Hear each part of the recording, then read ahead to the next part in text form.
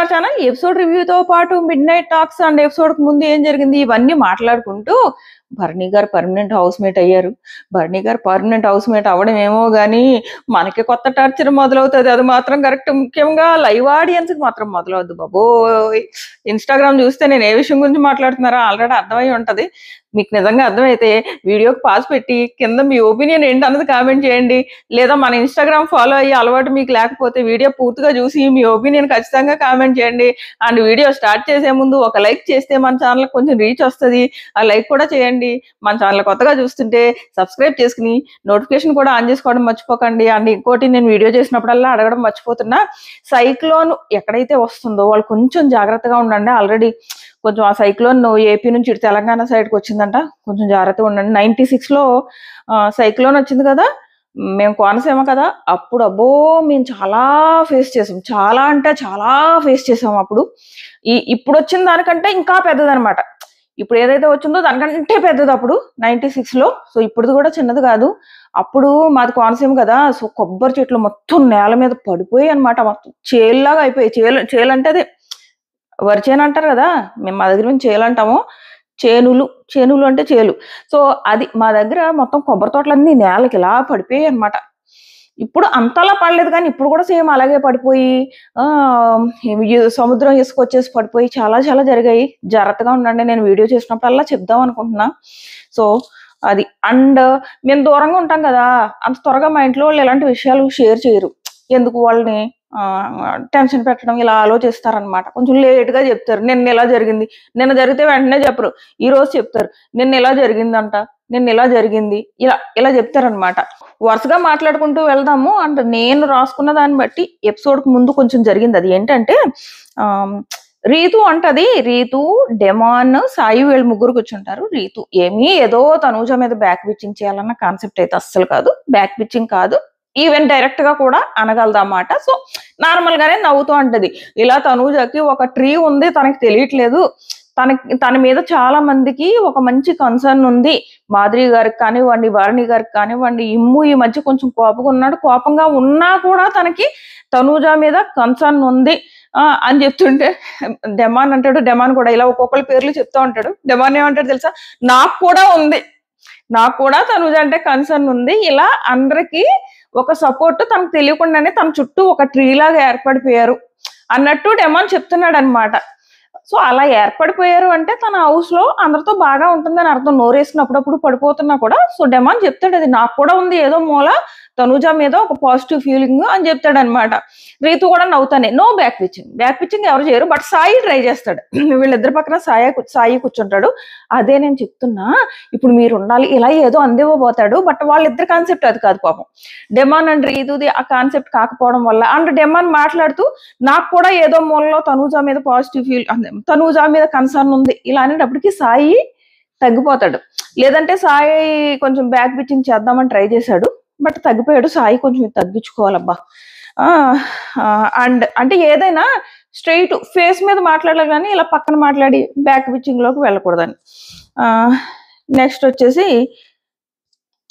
అంటాడు, ఇంకో మాట అంటాడు. సాయి ఏమంటాడు కదా, పెద్ద ట్రీ ఉందని అనగానే నేను బ్రేక్ చేసేసా ఆ ట్రీ అంటాడు.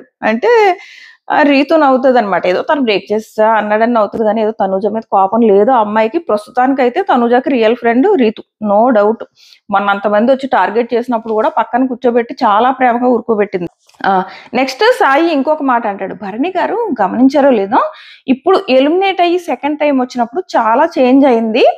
అంటే కొందరు విషయంలో ఆయన సరిగ్గా ఉండట్లేదు, వాళ్ళు దివ్య విషయంలో సరిగ్గా ఉండట్లేదు అన్నట్టు సాయికి డౌట్ వచ్చింది. సో ఇలాగ భరణి గారు చాలా చేంజ్ అయ్యారు గమనించారా అంటే, రీతు అంటది లేదు, హౌస్ లో ఉన్నప్పుడు కూడా మీరు అందరూ వైల్డ్ కార్డ్స్ వచ్చి వీళ్ళందరూ బాండ్స్ భరణి అంటున్నారు కదా, అప్పుడే భరణి గారు చేంజ్ అయ్యి ఈ బాండ్స్ నుంచి బయటికి రావాలనే అక్కడ పవరాస్త్రాలో తనూజాది విరిచేశారు అని చెప్పేసి రీతు అంటదనమాట. అప్పుడే ఆయన అలాగే తనూజాది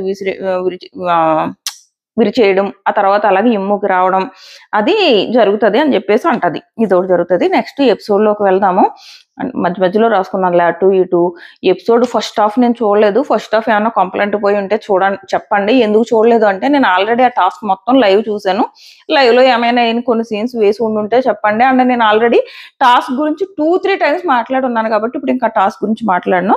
ఒకటి మాట్లాడుకుందాం. అదేంటంటే డెమో అనేది తెలుసా ఎంత అన్యాయమో తెలుసా? డెమాన్ ఫైట్ ఎందులో వేసాడు అనుకుంటున్నారు? ఎపిసోడ్ లో కట్ చేసి అన్సీన్ లో వేసాడు. నేను మీకు నైట్ పోస్ట్ పెట్టా కదా, నేను అన్సీన్ చూసాక అప్పుడు రివ్యూ చేస్తా మార్నింగ్ అని. అన్సీన్ లో వేసాడు తెలుసా? టూ మచ్ అన్యాయం అసలు. డెమాన్ కి మామూలు అన్యాయం కాదు. అంతా ఏదైతే ఒక బీస్ట్ మోడ్ లో ఫైట్ చేశాడో ఆ ఫైట్ అంతా పట్టుకెళ్ళి అన్సీన్ లో ఎక్స్ట్రా కట్ లో వేసాడు. సో అదొకటి. నెక్స్ట్ అది మాత్రం నాకు డెమాన్ చాలా అన్యాయం అనిపించింది.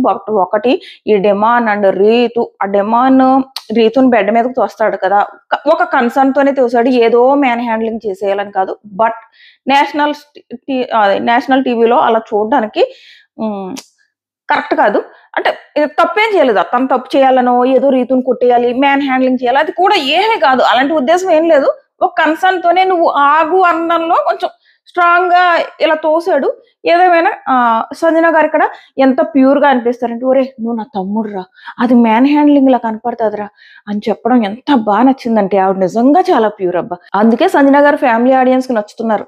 సో అదొకటి. ఆ తర్వాత లైవ్ లో కూడా నేను ఆల్రెడీ ఇంతకు ముందు వీడియోలో చెప్పాను, లైవ్ లో కూడా వీళ్ళ గొడవలు అర్జెంట్ గా ఆపాలని ఒక ఫన్ వేలో తీసుకెళ్ళడానికి సంజన గారు స్టార్ట్ చేసి అప్పుడు ఇద్దరు కలిసి దాన్ని ఒక ఫన్ వేలోకి మార్చారనమాట. వీళ్ళ గొడవలను అర్జెంట్ గా ఆపాలని. సో ఇలాంటి ఏటో వెళ్ళిపోతుంది ఈ గొడవ అని చెప్పేసి నాగ్ సార్ మాత్రం ఖచ్చితంగా వీళ్ళిద్దరికి చాలా గట్టిగా ఆ క్లాస్ పీకాలి. అండ్ డెమాన్ కూడా కొంచెం ఇప్పుడే వార్నింగ్ ఇవ్వకపోతే ఏమో ఫ్యూచర్ లో ఏమైనా జరగవచ్చు. అనవసరంగా వాళ్ళ పర్సనల్ లైఫ్ కి హౌస్ లోంచి బయటకు వచ్చాక మాధురి ఎంత బాగా మాట్లాడుతుందంటే డెమాన్ గురించి మామూలుగా కాదు. నువ్వు ఒక చిరుతపులివురా, నీకు అర్థం అవట్లేదురా, ఒక్క చోట స్టక్ అయిపోతున్నావురా, హౌస్ లో ఉన్న ఎవ్వరు నీ దగ్గర పనికిరారురా, నువ్వు అంత స్ట్రాంగ్ రా, నిఖిల్ గాని కళ్యాణ్ గాని భరణి గారు గాని ఎవ్వరూ నీ దగ్గర పనికిరారురా, నువ్వు వాళ్ళందరికంటే చాలా స్ట్రాంగ్ రా, నీకు అర్థం అవట్లేదురా, ఒకళ్ళ దగ్గర స్టక్ అయిపోకరా, అందరితో కలిసి ఉండరా, ఏవైనా గొడవలు జరుగుతున్నప్పుడు స్టాండ్ తీసుకోరా, గొడవల్లో కూడా రారా, ఉండకరా ఒక పక్కన. ఎంత బాగా నువ్వు నా తమ్ముడురా, నిన్ను నేను ఎందుకు నామినేట్ చేయలేదురా, నువ్వు హౌస్ నుంచి బయటకు వెళ్ళకూడదు నాన్న, అందుకు చేయలేదు, నువ్వు బయటకు వెళ్ళిన తర్వాత అయ్యో నేను హౌస్ లో ఇలా ఉన్నానా అని ఫీల్ అవ్వకూడదు. ఎంత బాగా మాట్లాడిందంటే మాధురి గారు. అదొకటి కాదు, చాలా బాగా యాక్చువల్ గా రీతు ప్రాబ్లం ఏంటంటే మాధురి ఒక అన్హెల్దీ రిలేషన్ మీది అన్హెల్దీ బాండ్, మా బాండ్ లో హెల్దీ బాండ్ అంది కదా, క్యారెక్టర్ అసోసియేషన్ చేసినప్పుడు నువ్వు ఎందుకు స్టాండ్ తీసుకోలేదు అని రీతు అంటది. ఇక్కడ డెమాన్ సిచ్యువేషన్ ఏంటంటే ఒకటి తను వెరీ సాఫ్ట్, అంత త్వరగా లేచిపోయి స్టాండ్ తీసేసుకునే రకం కాదు. సేమ్ మాధురి చెప్పినట్టే నువ్వు ఒక చోట ఉండిపోకు, కొంచెం గొడవలు పడు, నువ్వు చాలా స్ట్రాంగ్ కానీ ఒక చోట స్టక్ అయిపోవడం వల్ల నీ గేమ్ కనపట్టలేదు అన్నట్టు చెప్తుంది. సో నిజంగానే ఆ పిల్లోడు చాలా సాఫ్ట్ గా ఉండడం వల్ల అంత త్వరగా వేరే వాళ్ళ కోసం స్టాండ్ తీసుకుని అలా వచ్చేసే రకం కాదు. అండ్ అంత అర్థం చేసుకున్నారే క్యారెక్టర్ అసోసియేషన్ చేసేసింది మనం తిరిగేసి కోసం చేయాలి ఆ రకం కాదు ఆ పిల్లోడు, వెరీ సాఫ్ట్. అండ్ ఇంకో పక్కనేమో మాధురితో ఒక మంచి రిలేషన్ ఉంది ఆ పిల్లోడికి. ఒకవైపు సంజనాతో, తను కూడా తమ్ముడు అని సంజన తిరుగుతుంది పిల్లడు వెనకాల. అండ్ ఈ పక్కన మాధురి ఓ పక్కన తమ్ముడు అని తిరుగుతుంది. ఒక మంచి రిలేషన్ ఉన్న వాళ్ళతో సడన్ గా గొడవ పెట్టుకోలేరు కదా, ఆలోచిస్తారు కదా, అలా ఆలోచించాడు.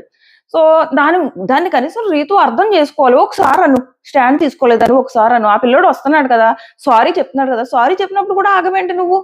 సారీ చెప్పినప్పుడు కూడా పదే దాన్నే పీకుతావు లాగుతావు. దీనివల్ల ఏంటి, రీతు గేమ్ ఎలాగో పోతుంది.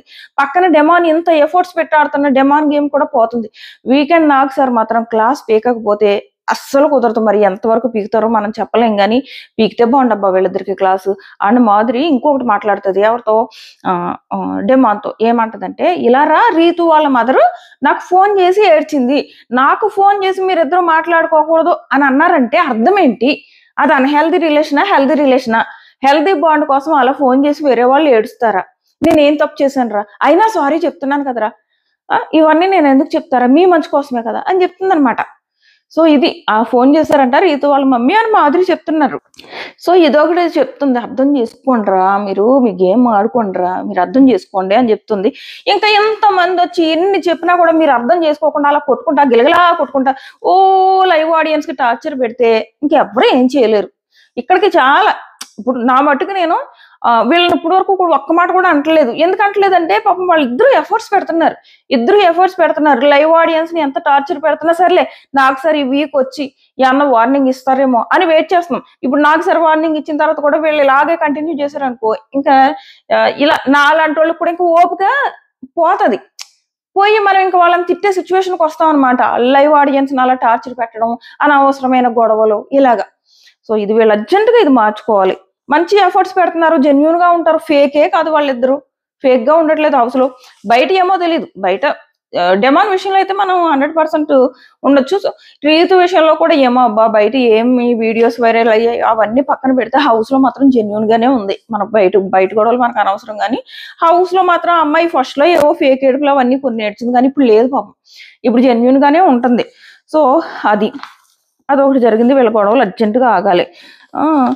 ఇంకొకటి ఏంటంటే దివ్య వర్సెస్ గౌరవ్. అసలు దివ్యకి ఈ 2 weeks నుంచి సేవ్ అయ్యేటప్పటికి ఎంత పొగరు వచ్చేసిందంటే ఆ గౌరవ్ని ఏమంటుంది, పిచ్చి మాటలు వాగకు, బెదిరించేస్తుంది, వార్నింగ్స్ ఇచ్చేస్తుంది. మళ్ళీ ఏమంటుంది, తన తిరిగి ఏదో నోరు మూసుకో అంటే నువ్వు నోరు మూసుకో అన్నందుకు సారీ చెప్పు అంటే నువ్వే స్టార్ట్ చేసేవి నోరు మూసుకో అంటే నేను అనలేదు అంటే ఐ విల్ వాక్అవుట్. తెలుగు కూడా మాట్లాడలేదు. నాకు చాలా ఇంగ్లీష్ వచ్చాను, ఇంగ్లీష్ లోనే మాట్లాడుతుంది. ఆ పిల్లడు తెలుగు అర్థం అవుతుంది కదా, తెలుగులో మాట్లాడొచ్చు. నీకు ఇంగ్లీష్ వచ్చిందని మాకు చూపించక్కర్లేదు, తెలుగులో మాట్లాడొచ్చు. ఇంగ్లీష్ లో డైలాగులు కొట్టుకుంటుంది. ఆ పిల్లోడికి తెలుగు రాదు, నీకు కాదు, నువ్వు తెలుగు మాట్లాడొచ్చు. అండ్ నేను నోరు మూసుకో అనలేదు, అని ఉంటే ఐ విల్ వాక్అవుట్ అంట. వీకెండ్ నాకు సార్ వీడియో చూపించి అమ్మ తల్లి గెట్అవుట్ అనాలి ఈ అమ్మాయిని. వాకౌట్ అన్నావు కదా, పో బయటకు వెళ్ళిపో, కొంచెం ఆ బర్నీ గారికి వస్తున్న నెగిటివిటీ అయినా తగ్గుద్ది అని అనాలి. అది హ్యాట్ టాస్క్. ఆ హ్యాట్ టాస్క్ లో గౌరవ్ని షటప్ అంటది. అక్కడ కూడా సంబంధం లేకుండానే తనేదో నిఖిల్ని సపోర్ట్ చేసుకుంటా మాట్లాడుతున్నాడు, అక్కడ షటప్ అని అరుస్తుంది. సంబంధం లేదు అసలు, అక్కడ గౌరవ్ని అనే రైటే లేదు, అక్కడ షటప్ అన్నది. షటప్ అంటే తెలుగులో ఏంటమ్మా, నోరు మూసుకోనే కదా అర్థం. అంటే నువ్వు నోరు మూసుకోని స్టార్ట్ చేసింది నువ్వే కదా. షటప్ ని తెలుగులో నోరు మూసుకో అంటారని తెలియదా నీకు? షటప్ అంటే మీనింగ్ ఏంటి? నోరు మూసుకో కదా, వేరే మీనింగ్ ఏమన్నా ఉందా? నువ్వు షటప్ అన్నావు, మరి వెళ్ళిపో మరి హౌస్ లోంచి బయటికి. ఎంత గర్వంగా బిహేవ్ చేస్తుందంటే అమ్మాయి. ఆ భరణి గారు వచ్చారా లోపలికి వస్తుంటే ఆ బిహేవియర్ ఏంటి, వెళ్ళిపోవడం, ఎక్కడ తనుజ హగ్ చేసుకుంటుందో నేనే వెళ్ళి ముందు హగ్ చేసుకోవాలి. బయట జనాలకి తనుజ అండ్ భరణి గారి రిలేషన్ ఎందుకు నచ్చుతుంది? అది అందంగా ఉంది చూడడానికి, వాళ్ళు రియల్ గా ఉన్నారు. ఇలా ఓవర్ యాక్షన్ చేయట్లేదు. ఏంటో వెళ్ళిపోయి హగ్ చేసుకుంటది. ఏంటో సడన్ గా అప్పటి వరకునేమో సీరియస్ గా పెద్ద నోరు పెట్టుకుని నేను అందరికంటే చాలా పెద్ద పిల్లని అన్నట్టు అరిచేస్తుంది. సడన్ గా భరణి గారిని చూసి చిన్న గిల్లలు వెళ్ళిపోయి అంటే తిన కూడా ఇలా చేస్తుంది కదా అని అనొచ్చు మీరు. తిని చేస్తుంటే క్యూట్ గా కనపడుతుంది, నాకే కాదు అందరికీ క్యూట్ గా కనపడుతుంది. ఈ అమ్మాయి అరుపులేమో ఎక్కడో నేను తోపుని అన్నట్టు అరుస్తుంది. అరిసి ఆ పరిగెట్టుకొచ్చి ఆ భరణి గారిని పట్టుకునే విధానం గాని, ఆ బాండ్ గాని ఎవరికి నచ్చట్లేదు వాళ్ళ బాండ్. వెళ్ళిపోయి ఏంటో భరణి గారు అలా నడుస్తుంటే ఇలా పట్టుకుని దగ్గరికి లాక్కుని పట్టుకోవడం. ఎందుకు అంత అతి అవసరమా? నువ్వు హౌస్ లో గేమ్ ఆడడానికి వచ్చావా, ఎందుకు వచ్చావు? అక్కడికి ఆయన మొత్తుకుంటున్నాడు, బాండ్స్ వల్ల నెగిటివ్ అయ్యాము, ఈ బాండ్స్ జోలికి రావద్దన్నా, నువ్వు వెళ్ళి హగ్ చేసుకుని ఆ హెయిర్ కట్టు భలే ఉంది అన్న. ఎందుకు అక్కడితో అయిపోయిందా? ఎక్కడ తనూజతో మాట్లాడదేస్తాడా అని తీసుకుపోవడం లోపలికి. మీకోసం నేను అద్దాశాను ఇద్దాశాను ఏంటి ఎక్స్ట్రాలు? దీనికి తగ్గట్టు ఇంకా మనకి లైవ్ లో టార్చర్ మొదలవుతుంది. నేను ఒక 3 టాస్క్ల వరకు అయ్యాయి. భరణి గారు లీడ్ లో ఉన్నారంట, లీడ్ లో ఉంటే బిగ్ బాస్ అనౌన్స్ చేశారంట పర్మనెంట్ హౌస్ మేట్ అని. ఇప్పుడు మనకు టార్చర్ ఎందుకు మొదలవుద్ది? మన దివ్య గారు పెత్తనం మొదలు పెడుతుంది. ఎందుకు మొదలు పెడుతుంది? ఈ ప్రోమో టాస్క్ ఉంది కదా, శ్రీజ అండ్ వీళ్ళిద్దరు ఆడుతున్నారు. ఆ టాస్క్ లో ఆ శ్రీజ విన్ అయినా సరిపోయేదమ్మా, ఈ దివ్య విన్ అయ్యింది. దివ్య విన్ అవడం అంటే మనకి లైవ్ ఆడియన్స్ కి టార్చర్. ఆ టాస్క్ లో అంటే దివ్య విన్ అయిందంట, ఇంకా మొదలెడుతుంది. భరణి గారు హౌస్ లోకి రావడానికి నేనే రీజన్, నీ కూతురు ఉంది, ఏం చేసింది నీ కూతురు? నన్ను ఆడడం తప్ప ఏం చేయలేదు. నేను చూడు నిన్ను గెలిపించేశాను, నిన్ను రీఎంట్రీ ఇప్పించాను, పర్మనెంట్ హౌస్ మేట్ చేశాను, నువ్వు నా మాట అయ్యాను. ఇప్పుడు నేను నీకు హెల్ప్ చేశాను, ఇప్పుడు నువ్వు నాకు నెక్స్ట్ టాస్క్ లో నాకు హెల్ప్ చేయాల్సిందే, నాతోనే ఉండాల్సిందే. ఈ టార్చర్ మొదలవుద్దమ్మా మనకి. చూస్తూ ఉండండి, మొదలవుతుంది, నెమ్మదిగా మొదలవుతుంది లైవ్ ఆడియన్స్ కి టార్చర్. నాకు అనిపించింది అంటే యాక్చువల్ గా ఆల్రెడీ అవతల టీం నుంచి శ్రీజ వెళ్తుంది కాబట్టి, యువతల వైపు నుంచి కూడా ఆల్రెడీ దివ్య ఆడతానంటుంది కాబట్టి గర్ల్స్ ఆడుకుంటారులే అన్నట్టు దివ్యాని పంపుంటారు. ఆ ప్లేస్ లో ఎవరో వేరే వాళ్ళనైనా పంపాల్సింది, ఈ అమ్మాయిని మానేసి అని అనిపించింది. ఆయనకి తెలుసు కదా బయట ఈ భరణి గారు దివ్య బాండ్ బాగాలేదన్న విషయం భరణి గారికి తెలుసు కదా. తెలిసినప్పుడు ఎందుకు ఆ అమ్మాయిని పంపడం? ఓకే, ఫీల్ అయితే ఫీల్ అవుతుంది, ఆమె వెళ్తానంటుంది. వద్దు అని వేరే అమ్మాయిని పంపుకో, ఏమైంది ఫీల్ అయితే అవ్వను. తెలుసు కదా మీ బాండ్ బయట సరిగ్గా వెళ్ళలేదన్న విషయం భరణి గారికి తెలుసు కదా, పంపకుండా ఉండాల్సిందని నాకు అనిపించింది. ఇప్పుడు పంపడం వల్ల ఏమైంది, ఆమె విన్ అయింది. ఆమె విన్ అవ్వడం వల్ల ఏమైంది, పెత్తనం చెలాయిస్తుంది. ఆ పెత్తనం చెలాయించడం వల్ల ఏమవుతుంది, హౌస్ లో వాళ్ళకి టార్చరు, బయట మనకి టార్చరు. సో ఇది ఈ ఎక్స్ట్రా అన్సీన్ లో వీళ్ళు మాధురి అండ్ తనుజ గొడవ అవుతుంది కదా, మాధురి అండ్ తనుజ గొడవ అయిన తర్వాత అన్సీన్ లో ఏమవుతుందంటే ఇలాగా నేను ఎప్పుడైతే శ్రీజాకి పాయింట్ ఇచ్చానో, పాయింట్ ఇచ్చిన తర్వాత నువ్వు మొహం మార్చేసుకున్నావు, నువ్వు అసలు నా మొహం చూడడం మానేసావు, అందుకే నాకు నచ్చలేదు అని చెప్పేసి అంటదనమాట. లేదు నేనేం మొహం మార్చుకోలేదు అంటే, లేదు లేదు నువ్వు మార్చుకున్నావు, నువ్వు నాకు ఇంకా అక్కడ ఏం చెప్పు అంటే సారీ చెప్తుంది అనుకుంటా తనుజ, చెప్తుందో చెప్పదో మొత్తం అక్కడ ప్యాచప్ అవుతుంది.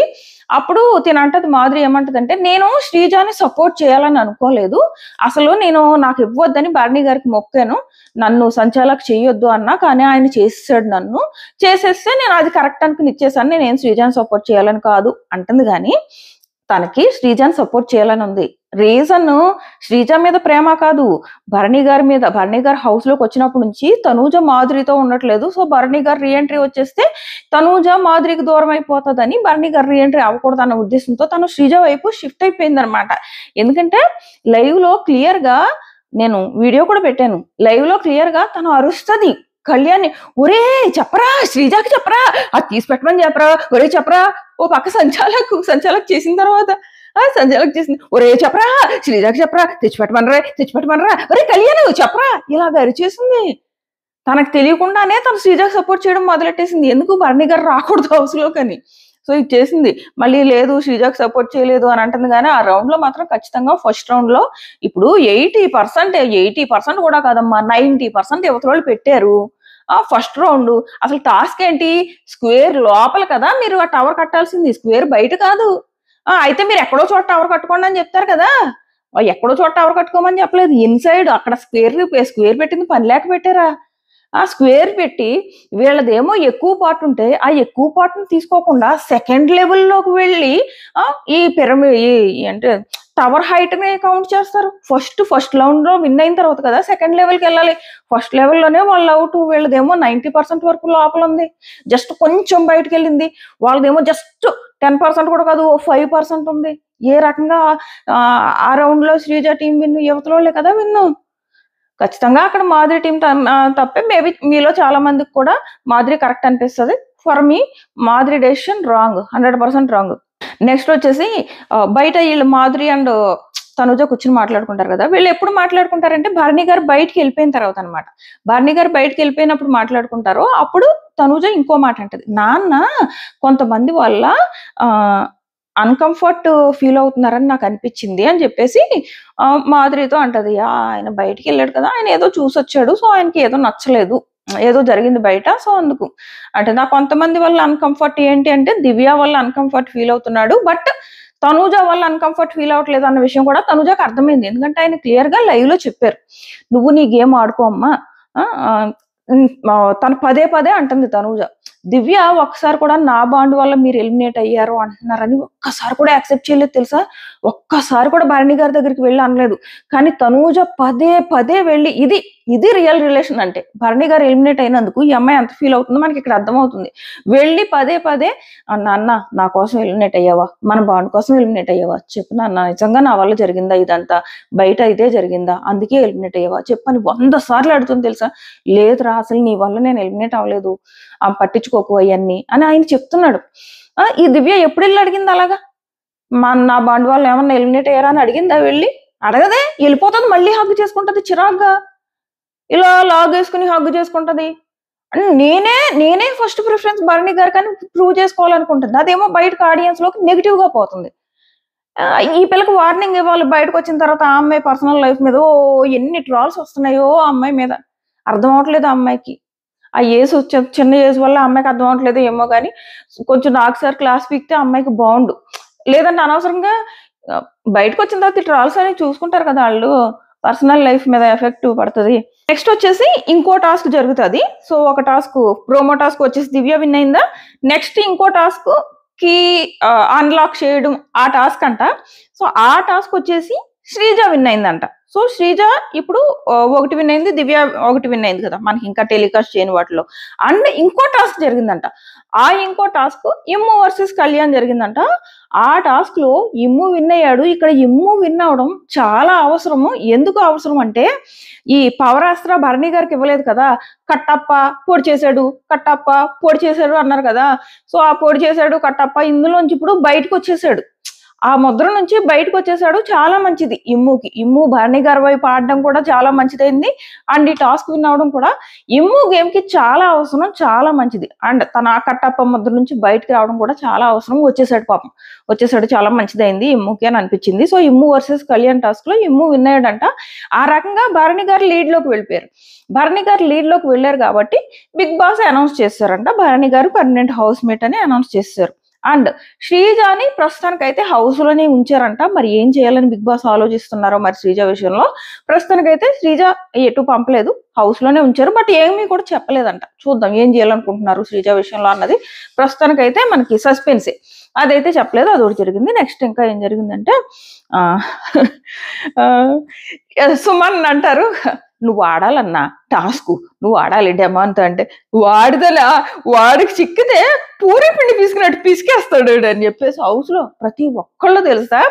రీతు మటుకి రీతు ఆ స్విమ్మింగ్ పూల్ నుంచి దూకి వచ్చాడు చూడరా వీరుడు సూర్యుడు, అవన్నీ మనకి ఎపిసోడ్లు ఎత్తేసాడు. వేయొచ్చు కదా ఒక హీరో ఎలివేషన్స్, ఏమైపోతుంది వేస్తే, వేయకూడదా?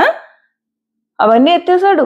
నిన్నంతా ఒక పక్క మాధురి నిన్న కూడా పొగిడేసింది, నిన్న మాధురి పొగిడింది, ప్రతి ఒక్కళ్ళు పొగిడారబ్బా డెమాన్ గేమ్ చూసి. ఒక్క బీబీ టీంకి తప్ప అందరికీ కనపడింది డెమాన్ గేమ్.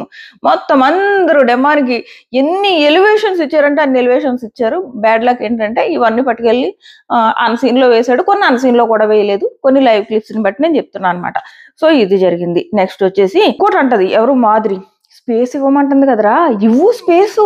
ఎందుకు ఊరికి ఊరికి వెళ్ళి గొడవలు పడతారా, ఎందుకురా ఊరికి వెళ్ళి గొడవలు పడతారు, స్పేస్ ఇవ్వమని అడుగుతుంది కదా. మీరు ఇప్పుడు సడన్ గా నువ్వో తనో ఎలిమినేట్ అయిపోతారు, ఎలిమినేట్ అయిపోతే రోజంతా ఏడుస్తూ కూర్చుంటారా, ఓ 10 నిమిషాలు ఏడుస్తారేమో, తర్వాత మీ గేమ్ మీరు ఆడుకుంటారు కదరా, ఎందుకురా ఇలా చేస్తున్నారు, మీ గేమ్ మీరు ఆడుకోండి అని చెప్పేసి చెప్తుంది అనమాట. చాలా బాగా చెప్పింది మాధురి గాని సంజన గారు కానీ, భలే నచ్చారు ఈ విషయంలో. సూపర్ అంటే సూపర్ అసలు. అండ్ ఇంకా ఏమంటదంటే, నామినేట్ నేను చెయ్యనురా, నేను నువ్వు హౌస్ లో ఉండాలిరా, నువ్వు చాలా బాగా ఆడుతున్నావు. చాలా బాగా నచ్చింది, చాలా బాగా చెప్తుంది. అప్పుడు ఈ టైంలో పక్క నుంచి శ్రీజ ఏదో అంటది. అంటే మాధురి అంటది, లేదు శ్రీజ నేను డెమాన్ మంచి కోసం చెప్తున్నానంటే, యా ఇప్పుడు మీరు డెమాన్ మంచి కోసమే చెప్తున్నారు, బట్ ఆ నామినేషన్స్ టైంలో కొన్ని పాయింట్స్ ఏవైతే ఉన్నాయో అవి నిజంగానే బాగోలేదులే అని చెప్పేసి అంటదనమాట. బట్ ఆ బాగోలేదన్న పాయింట్స్ కి తను డెమాన్ తో డైరెక్ట్ మాట్లాడింది. నేను ఆ మాటలు ఎందుకన్నానంటే, రీతు వాళ్ళ మమ్మీ ఇలాగా నాతో ఫోన్ చేసి మాట్లాడిందిరా, తను ఏడ్చింది అంటే హెల్తీ రిలేషన్ అయితే ఎందుకు ఏడుస్తుంది చెప్పు. ఇంత చెప్పిన తర్వాత కూడా డెమాన్ వాళ్ళు ఇప్పుడు వాళ్ళు బాగానే ఉంటున్నారు. ఆ రిలేషన్ లో కానీ వాళ్ళ ఫ్రెండ్షిప్ లో కానీ ఏమీ లేదు, హగ్గులు చేసుకోవడాలు అన్ని మానేశారు, బాగుంటున్నారు. బట్ ఈ గొడవలు మానేయాలి, కొంచెం ఆ ఫ్రెండ్షిప్ కూడా దూరం వచ్చి డెమాన్ మాధురి అన్నట్టే కొంచెం అందరితో కలిస్తే బాగుంటది. లేదంటే ఎఫర్ట్స్ కనపట్టలేదు, ఓన్లీ రీతు దగ్గర స్టక్ అయిపోతున్నాడు. అది బాగా అర్థమయ్యేలా చెప్పింది మాధురి. సో ఇది mid night tasks and updates సంబంధించి నేను ఏమైనా మిస్ అయ్యానని మీకు అనిపిస్తే కింద ఖచ్చితంగా కామెంట్ చేయండి. మళ్ళీ నెక్స్ట్ కుదిరితే ఓటింగ్ వీడియో చేస్తా, అందులో కవర్ చేస్తా. టాటా బేబీ. సబ్స్క్రైబ్ చేసుకోండి, నోటిఫికేషన్ కూడా ఆన్ చేసుకోవడం మర్చిపోకండి. టాటా బేబీ.